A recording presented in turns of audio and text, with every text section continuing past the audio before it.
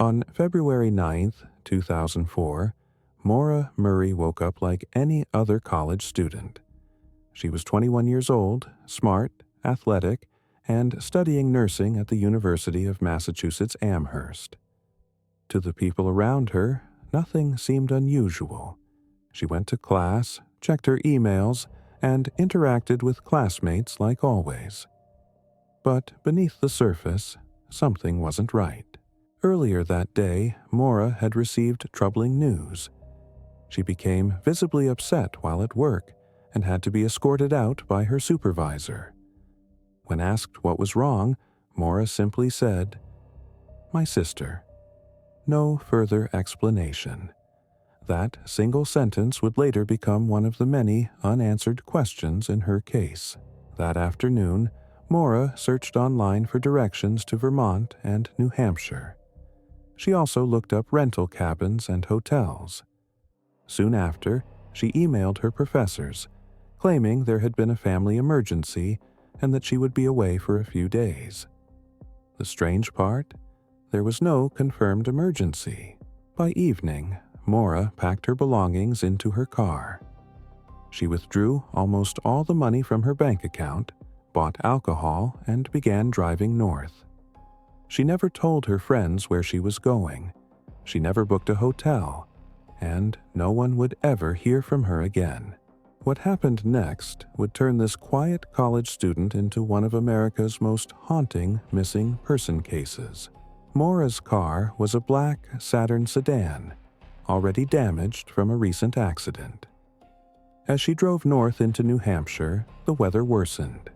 Snow covered the roads and visibility dropped. Around 7:27 p.m., Maura lost control of her car on Route 112 near the town of Haverhill. Her car crashed into a snowbank near a sharp curve. Witnesses later said the crash didn't seem severe. The car was damaged, but Maura appeared conscious and moving. One local resident stopped and asked if she needed help. Maura declined and said she had already called roadside assistance, a call that, according to records, was never made. Another neighbor called the police at 7:43 p.m. When officers arrived just minutes later, Maura was gone. Her car was locked. The airbags were deployed.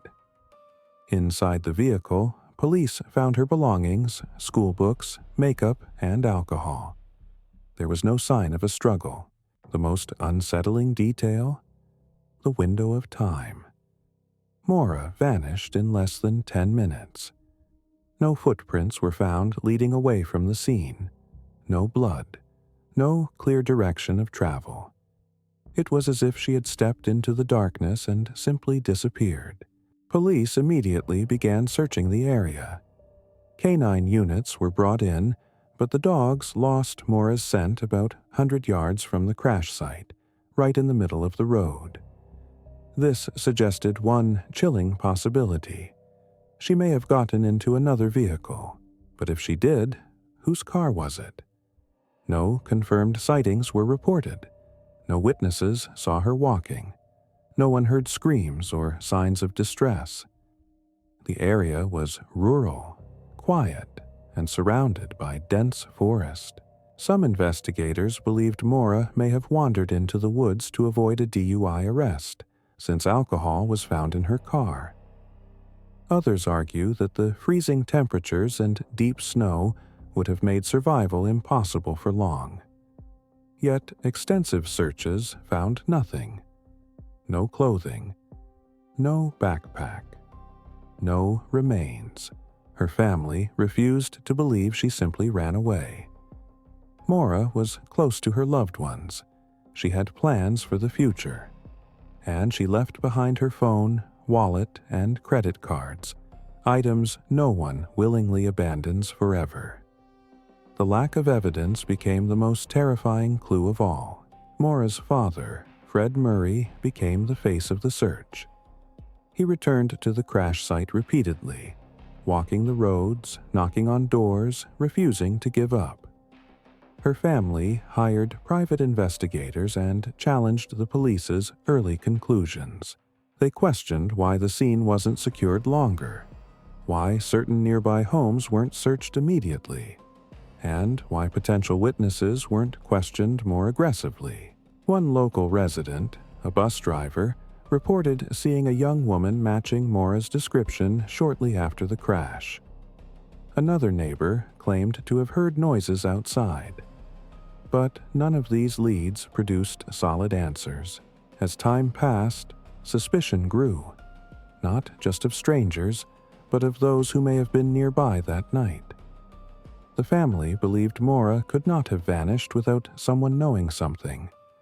And someone, somewhere, was staying silent. Over the years, countless theories have emerged. Some believe Maura planned to disappear, starting a new life far from her problems. But no financial activity, no identity records, and no confirmed sightings support this. Others believe she died from exposure after fleeing into the woods. But trained search teams covered miles of terrain. Nothing was found. The darkest theory suggests foul play, that Maura accepted a ride from the wrong person, that, in those quiet minutes before police arrived, she crossed paths with someone who changed everything. There are also rumors of police involvement, secret evidence, and overlooked suspects. None have been proven. All continue to fuel speculation. What makes this case so disturbing is not just what happened, but how easily it could happen to anyone. One moment, a simple drive. The next, total erasure. Maura's phone was never used again after the night she disappeared. No calls, no messages, no pings. Her email and social media accounts went silent. In the modern world, vanishing completely is nearly impossible. Yet, Maura did. Years later, reported sightings surfaced. In Canada, in the Southwest, even overseas. Each one raised hope. Each one was eventually dismissed. Her name became a fixture in true crime podcasts, documentaries, and online forums. Millions dissected every detail, every second, every word. Still, the truth stayed hidden. Maura Murray became more than a missing person. She became a symbol of unanswered questions. Haverhill remains a quiet town, but Maura's disappearance changed it forever. Locals still talk about that night. Some refuse interviews. Others claim they were misunderstood or misquoted. The road where her car crashed is still there. Snow still falls. Cars still slow at the curve. But for many, that place is frozen in time. Because whatever happened to Maura Murray, it happened there. Experts now believe early mistakes may have cost investigators their best chance. Delays, assumptions, a failure to treat the scene as a possible abduction. In true crime, the first 48 hours matter most. And in Maura's case, those hours vanished just like she did. Maura Murray's story stays with us because it defies logic. No body, no suspect, no closure. It reminds us how fragile certainty is, how quickly a life can disappear, and how silence can scream louder than answers. More than 20 years later, one question still echoes. What happened to Maura Murray? Someone knows. Someone remembers. And someday, the truth may finally come out.